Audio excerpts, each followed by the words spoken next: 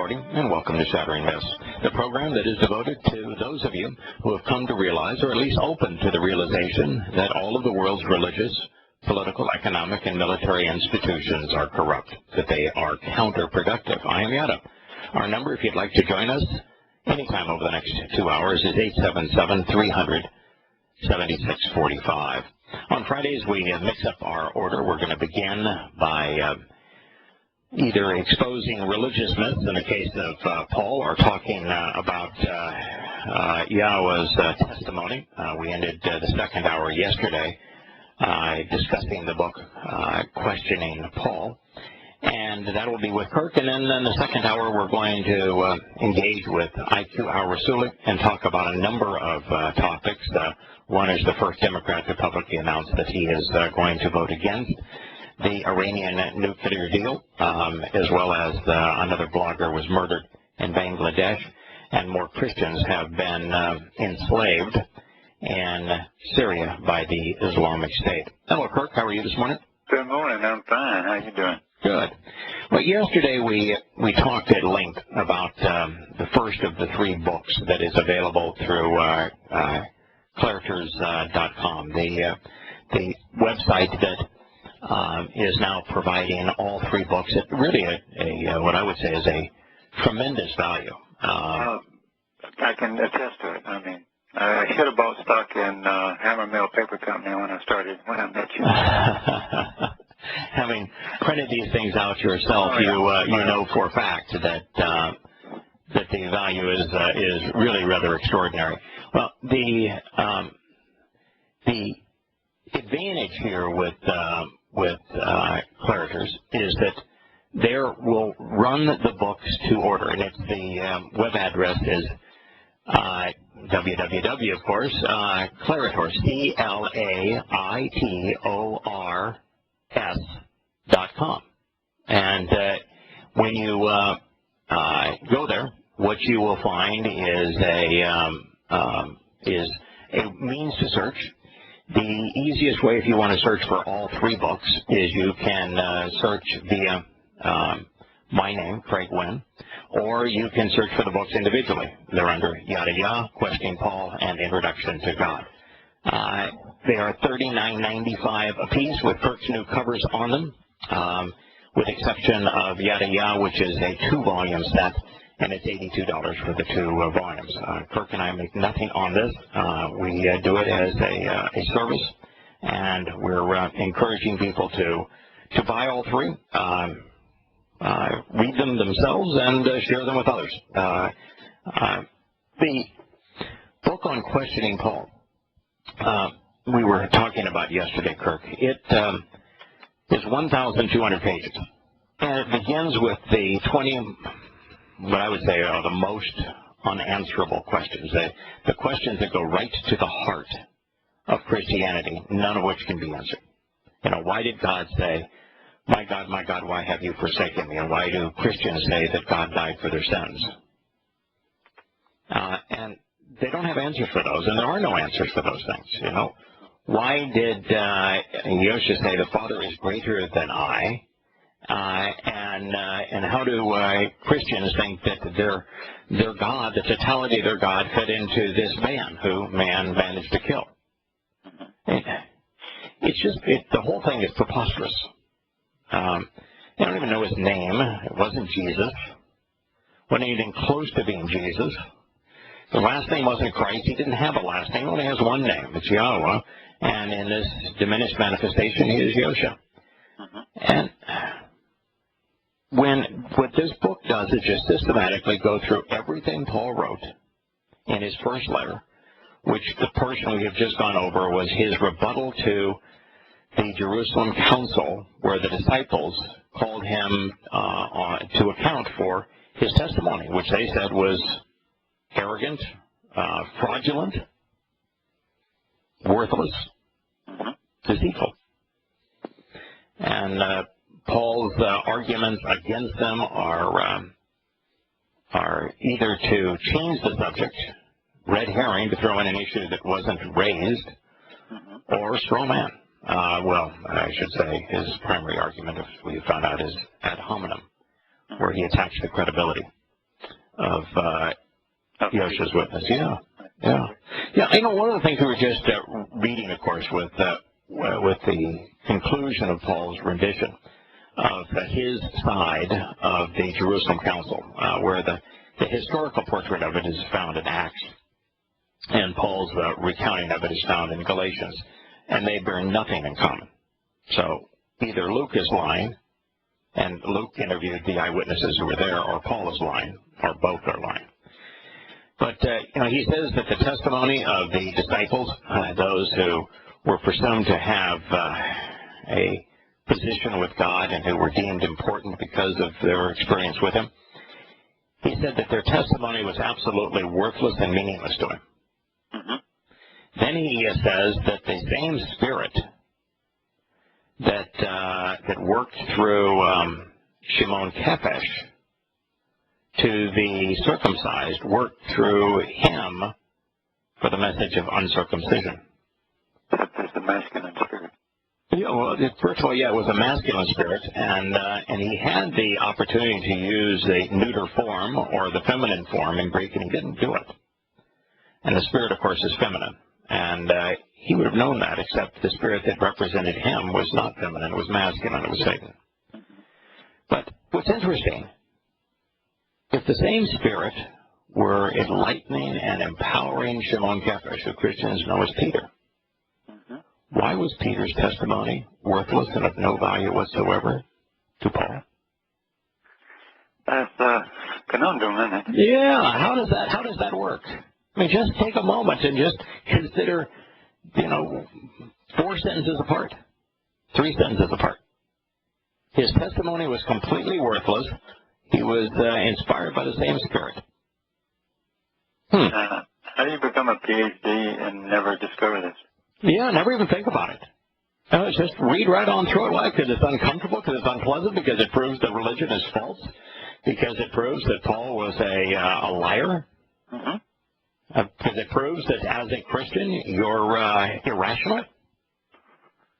Yeah. Which one of those? It's kind of it's sickeningly. What do you do with it? Right. Yeah. Now, I told you that one of the things that I had done with questioning Paul was to begin it with these 20 questions. And the reason I did so is the only 2 or 3 people that I know that were given the book that rejected the testimony that's in it only read 3 or 4 pages. I think one may have gotten to 5 pages. And it's a 1,200-page book, so I can tell you 100% of those who made it to the end of the book, no matter where they lived around the world, no matter how religious they may have been going in, came out wholly opposed to Paul, the New Testament, and to Christianity as a religion. I gave up on Paul just listening to you on Blog Talk Radio. Yeah, and we were just covering verbally the first edition of the book. So the reason for the 20 questions is for those pastors, those Christians. Like you said, you heard a radio station where a pastor was saying, God gave me a book that proves that Paul is a false prophet. Well, I think I have the only book that is devoted to that. There's online things that demonstrate that, but I'm not aware of another book that systematically does this very thing. And so someone took the time to give it to him, and he rejected it out of hand because he wouldn't even consider it. Right. But if you give it to a Christian who is at least open-minded enough to get through the first chapter, they will immediately be confronted with these 20 questions. And now, rather than trying to question my credentials, and I don't claim any, I just said, look, the evidence speaks for itself. Sure. But that's the nature of people. They always want to, question the message. They want to know, what were my motives? Oh, yeah. Yeah, I only have one motive. Who are you? I don't like liars. I don't like people being deceived. And I enjoy sharing the truth, particularly when it's important. That's my motive. I find a pleasure in awakening people to pervasive lies that are extraordinarily destructive, and to sharing the truth, which is extraordinarily beneficial. I find that pleasing and pleasurable. That's my motive. Now, the reason now with these 20 questions is, if there's any chance that evidence and reason is going to prevail with you, by the time you're at about the third one of these questions and you realize that your religion has lied to you about Jesus, about Christ, about Lord, about God's name, about the Trinity, about the totality of God possessing your Jesus, about God dying, about Christmas and Easter, about Sunday worship, about a institution called the church, and you get, down past 5 or 6 of those, and you realize, wait a minute, he's made statements here that are factually based that prove that the core of my religious tenets are irrational, that they aren't true. And at that point, if you're an open-minded, reasonable person, who are you going to be questioning at that point? Well, you would think you'd question your own beliefs and right. also the people who give them to you. Right, and be extraordinarily motivated now to find the truth and to understand why you've been lied to. Sure. I'd keep on going. Yeah, I'd keep on going. And that's the way that it is written now. It does not give you an out. Before I'd make statements and they'd say, that's just not possible because Paul says this and Paul says that. And now I just ask them questions. So let's go through these questions. See if you've got an answer for any of them, much less all of them. Why does God say, my God, why have you forsaken me before all of this happens? Why did he say in the Sermon on the Mount that do not think that I've come to annul the Torah, to do away with it? Come to fulfill it. Not a single letter or a stroke of a letter or part of a letter in the original Hebrew language is going to be done away with, so long as the heavens and earth exist. And now you have also the Capri 46 collection of things that as your footnote, so you can say, well, from the oldest things ever, the same thing that is so wonderful about the Dead Sea Scrolls, is you can't go back and say, well, they misinterpreted something that was written before. It's not. It's exactly what he said. No, the oldest manuscript ever. Right. Yeah, we're providing 5 translations of every statement that Paul made. And one of those translations is a literal, amplified, accurate translation based upon the oldest manuscripts of Paul's letters, one that dates back to the late 1st century. So, Kirk, when you're confronted with these questions, which are unanswerable, what is the rational thing to do? Pretend they don't exist, to get mad at the person who brought them up to your attention, or to ascertain what the truth is, since now you know you have been lied to, or maybe even an intermediate position, to go and investigate the truth for yourself, to determine whether or not, for example, there's any basis for Jesus. You go after the facts and you try to figure it out. I mean, unless you just don't think your soul is that important. I guess so. If you think your soul is that important, then there's nothing more important. The only thing that can live past us is our soul. So why would you not want to spend time to find out whether you're in danger or not, or whether there is some truth to Yahowah? What if you were reading a book from somebody, and in that book there was testimony that was considered to be godly, and in the midst of this person's testimony, he said that he pretended to be those things that he was not. He pretended to be a Jew to those who were Jewish. He pretended to be a Gentile to those who were Gentiles. He pretended to be Torah observant to those who were Torah observant, and pretended to be Torah adverse to those who were opposed to the Torah, all to gain an advantage. Would you trust someone like that? Well, you would hope he'd at least send up a red flag. I mean, well, why would give me a scenario where that would be trustworthy? You can. It just basically says, I'm going to be all things to all people. Yeah, I'm going to pretend to be what I'm not to take advantage of you. When a person says that they are sexually and aggressively, violently perverted, and that their sexual perversion was derived from the most moral book ever written, the Torah. I don't know what to do with that. What do you do with that? Words. But that's what he says in Romans 7. Yeah, I know. When you're reading the Torah, and it's the single most important part of the Torah is the covenant with Abraham. That's why the religions that want that same credibility all say that they're Abrahamic religions because of the covenant that Yahowah formed with Abraham. It's the purpose of the Torah is to explain that covenant, and because everything that happens thereafter is Yahowah's consistently honoring his commitments relative to that covenant. I mean, it's the whole story. This is the agreement, and this is what what I'm going to do, and it's the whole story right to the very end. His return.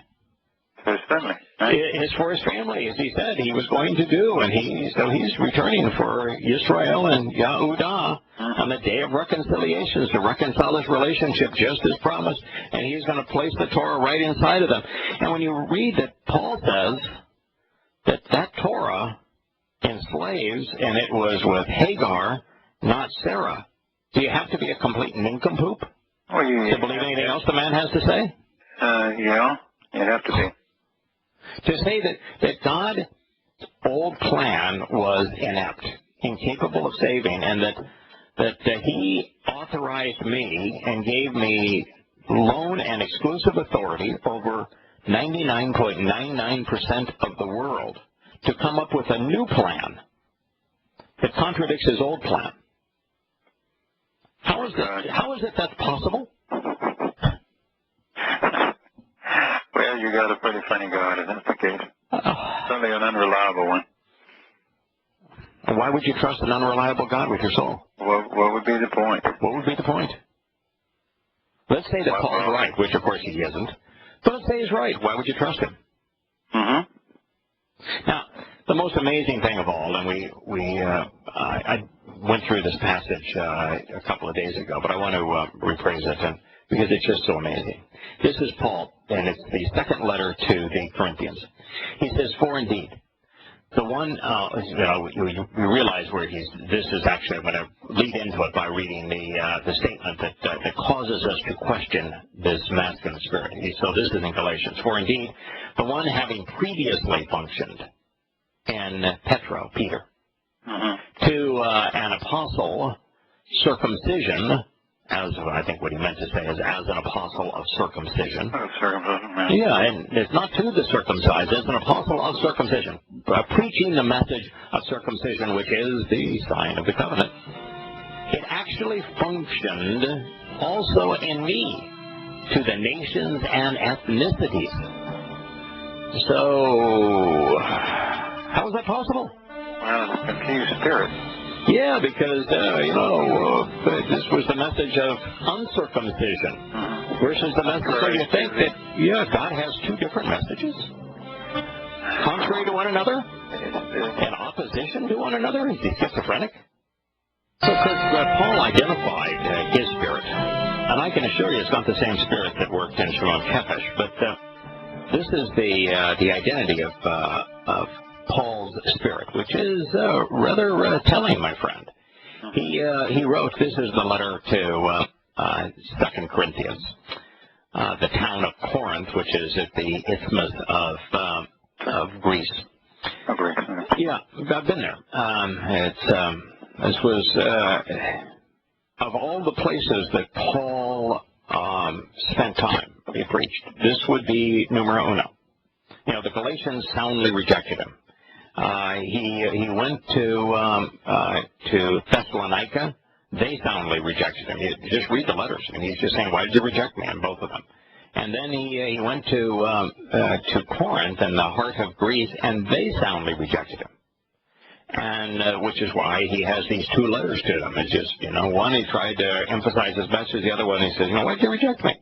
And then, of course, the letter to Rome. But while he's writing the Romans, it is unlikely that he had much time invested in Rome, other than he claims that he was under house arrest and a prisoner there, which wouldn't exactly make him the most influential guy there in Rome. So it'd be hard-pressed, if you look at Ephesus too. That's the battleground that Yosha said that, thank God, initially at least, the Ephesians had not Had rejected. Yeah, they had rejected. They had not accepted the false apostle who was Paul. And they accepted the first love, which was Yahowah, and the message of Yahowah in this debate. But so when he's writing his second letter to Corinth, you've got to recognize this was the place that he spent the most time. All right? So this is what he writes. And if you can be a Christian after reading this, then you're just not rational. You go away. Don't listen to this program. Don't bother anybody. Don't open your mouth. What do they say? It's better to be quiet and seem dumb than it is to open your mouth and move all out.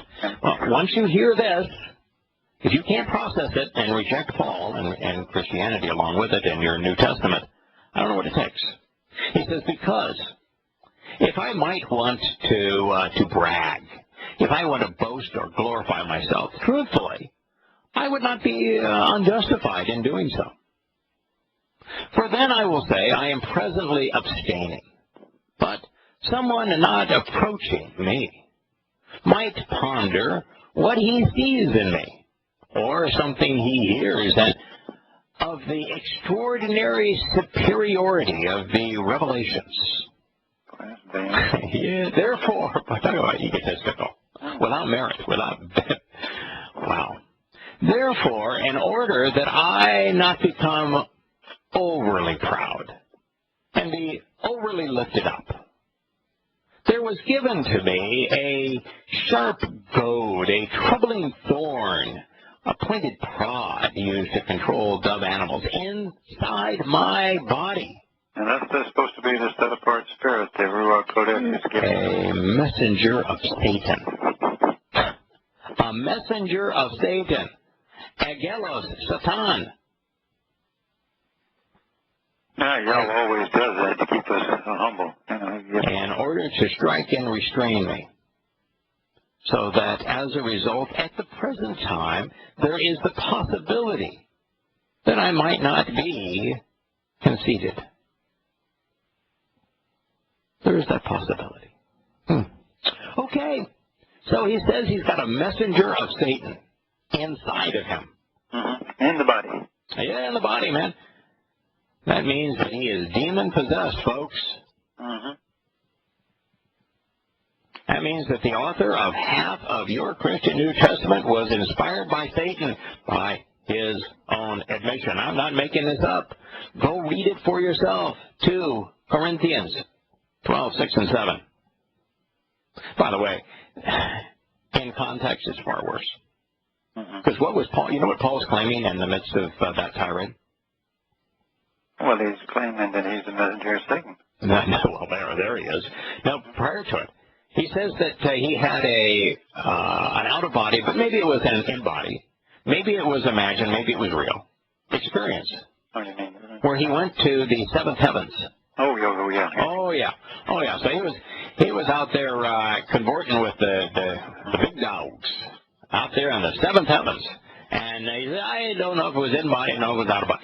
What he's doing here is he's saying, I had the exact same experience, that there's going to be a messenger of Satan, another man who claims to be the messenger of God, who will claim to be demon-possessed just as I have. And he, too, will base his credibility on having had an experience, he doesn't know if it was in-body or out-of-body, where he went to the seven heavens. His name is Muhammad. I was going to say, that's the donkey ride. That's the wild ass ride, al-Barak, where he flew on that wild ass during the middle of the night where he was sleeping with his child wife, Aisha, who was, maybe at that time she may have been 9. He was 54. And he claimed in the middle of the satanic verses that he got out of Dodge and he flew from Mecca to Jerusalem on a winged ass. And then from the met in the non-existent temple with all of the Jewish bigwigs prior to flying to heaven through hell. The first stop on the way to heaven was hell.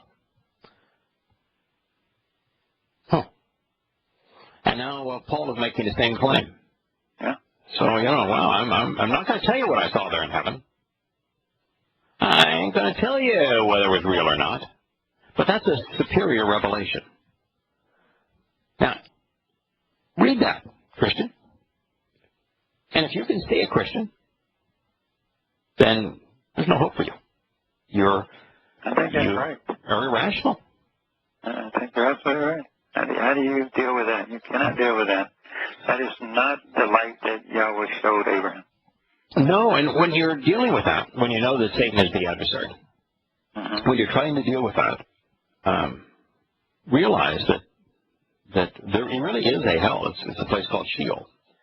And that everyone who has led people away from Yahowah goes there as a place created especially for Hasatan, the Sheol, because souls are immortal.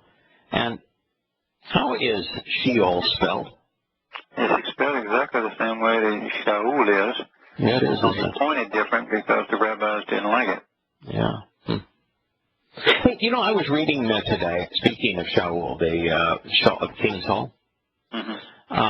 Muhammad claims that his in the hadith that he had the same number of men going against the caravan at Badr that Saul had going against Goliath, and so I wanted to see just how far he was off, and as it turns out, the accounting of the army of Saul at the first encounter, which led to this encounter in front of Goliath, that he had 330,000 men under arms.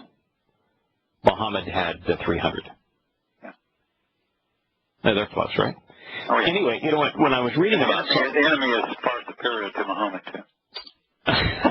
Yeah, the Philistines, they were armed to they had a real army. They were compared to the caravan, those tough caravanners. Oh yeah, man, businessmen, overweight businessmen riding on camels. Yeah, they're real worthy opponent. Yeah, it's a really worthy opponent. But it was interesting to read about Saul, and Saul made a bunch of stupid decisions. One is he was afraid of the Philistines. They terrorized them, which is why David had to come in and save the day. And the second is that he came to despise his own son and wanted to kill Jonathan because Jonathan wasn't afraid of them, and said, "What's wrong with you, Dad? I mean, you're making a fool. You're embarrassing everybody here." And Jonathan, with as little as 1,000 men, did what Saul wouldn't do with 330,000. And then it's interesting, he wanted to kill his own son. And the argument that Saul raised that put him in such bad stead was that he told his people that you can't eat. And then he condemned them for eating without having the blood properly drained from the animal. And what he was doing was adding to what God had said. God gave instructions, I don't want you drinking blood. And I do want you to butcher the animal. I want you to do it this way. His army, Torah observant, they did how Yahweh instructed. But Saul added new conditions, like the rabbis that followed him, like Saul, Paul. I got a whole different set of conditions. And he condemned his own people for not adhering to his man-made extra conditions. And, yep, and as a result, of course, he and, in the subsequent battle, he and his family were all killed. And what's interesting also to depict this Paul versus the Torah battle, who was the single most eloquent spokesperson on behalf of the Torah? David. Yeah, David. David, who enters this battle at Goliath, against Goliath. By the way, Goliath means to uncover. So what he's talking about is he's trying to uncover something so that we might understand. And in this battle against Goliath, of course, David with one stone and a slingshot prevails. And by the way, in the Septuagint, the height of Goliath is correctly presented as 6'9". He's not a giant. Yeah, but 6'9". Day and age, big fellow. Yeah, big fellow, 6'9". But not out of the realm of possibility, 6'9". Anyway, he does it away, and of course people then show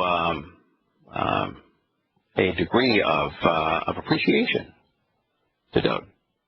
And what does an insecure man that wants to control do when somebody else is getting attention? Or you have to stand up and either destroy him or blow yourself up. I mean, right. So run for president.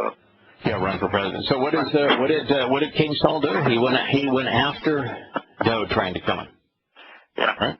All right. So you have now the man that God said, you choose him. All these bad things are going to happen, and he goes after the man who was the single biggest proponent, the most eloquent proponent of the Torah in human history, trying to kill him.